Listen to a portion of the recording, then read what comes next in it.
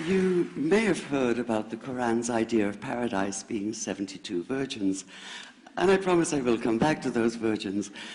But in fact, here in the Northwest, we're living very close to the real Quranic idea of paradise, defined 36 times as gardens watered by running streams. Since I live in a houseboat on the running stream of Lake Union, this makes perfect sense to me. But the thing is, how come it's news to most people? I know many well-intentioned non-Muslims who've begun reading the Quran but given up, disconcerted by its otherness. The historian Thomas Carlyle considered Muhammad one of the world's greatest heroes, yet even he called the Quran as toilsome reading as I ever undertook, a wearisome, confused jumble. Part of the problem, I think, is that we imagine that the Quran can be read as we usually read a book, as though we can curl up with it on a rainy afternoon with a bowl of popcorn within reach, as though God, and the Quran is entirely in the voice of God speaking to Muhammad, were just another author on the bestseller list. Yet the fact that so few people do actually read the Quran is precisely why it's so easy to quote, that is, to misquote. Phrases and snippets taken out of context in what I call the highlighter version, which is the one favored by both Muslim fundamentalists and anti-Muslim Islamophobes. So this past spring, as I was gearing up to begin writing a biography of Muhammad, I realized I needed to read the Quran properly as I could, that is.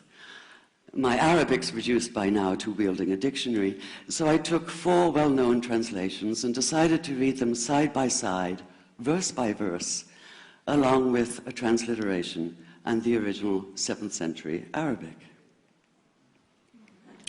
Now, I did have an advantage.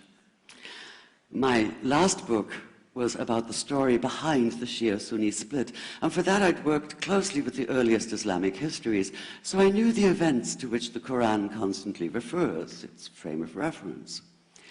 I knew enough, that is, to know that I'd be a tourist in the Quran, an informed one, an experienced one even, but still an outsider, an agnostic Jew reading someone else's holy book. So I read slowly.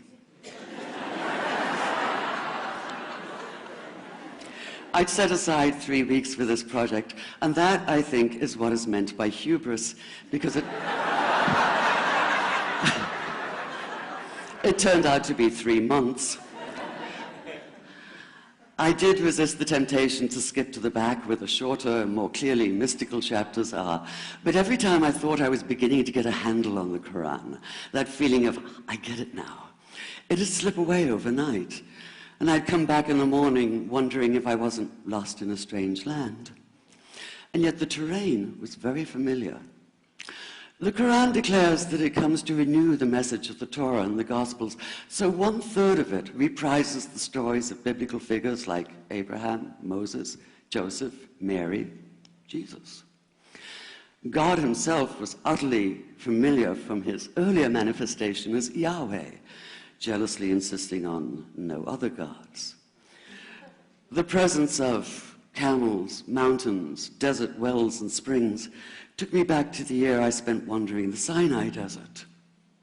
And then there was the language, the rhythmic cadence of it, reminding me of evenings spent listening to Bedouin elders recite hours-long narrative poems entirely from memory. And I began to grasp why it's said that the Quran is really the Quran, only in Arabic. Take the Fatiha, the 7-verse opening chapter that is the Lord's Prayer and the Shema Israel of Islam combined. It's just 29 words in Arabic, but anywhere from 65 to 72 in translation. And yet the more you add, the more seems to go missing. The Arabic has an incantatory, almost hypnotic quality that begs to be heard rather than read, felt more than analyzed. It wants to be chanted out loud, to sound its music in the ear and on the tongue. So the Quran in English is a kind of shadow of itself, or as Arthur Arbery called his version, an interpretation. But all is not lost in translation. As the Quran promises, patience is rewarded, and there are many surprises. A degree of environmental awareness, for instance, and of humans as mere stewards of God's creation, unmatched in the Bible. And where the Bible is addressed exclusively to men, using the second and third person masculine, the Quran includes women, talking, for instance, of believing men and believing women, honorable men and honorable women. Or take the infamous verse about killing the unbelievers.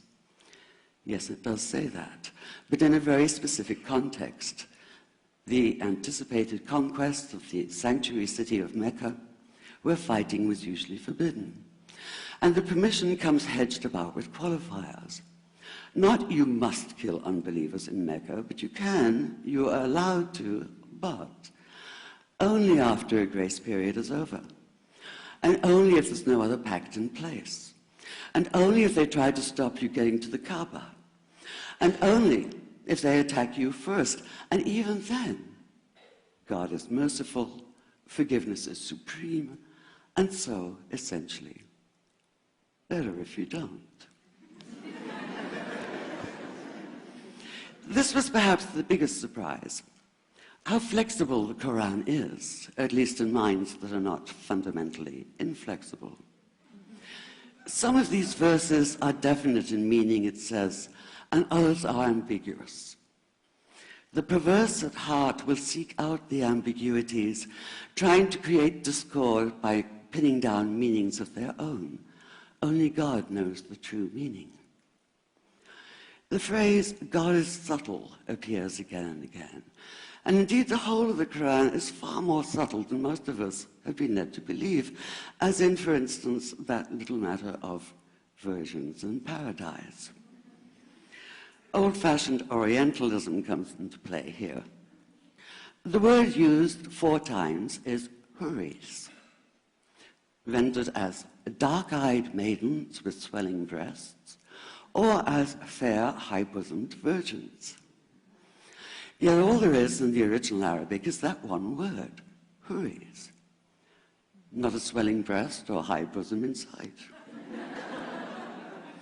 Now, this may be a way of saying pure beings, like in angels, or it may be like the Greek kos or kore, an eternal youth. But the truth is, nobody really knows, and that's the point. Because the Quran is quite clear when it says that you will be a new creation in paradise, and that you will be recreated in a form unknown to you, which seems to me a far more appealing prospect than a virgin.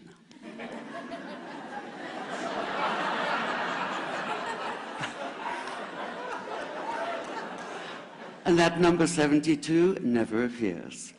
There are no 72 virgins in the Quran.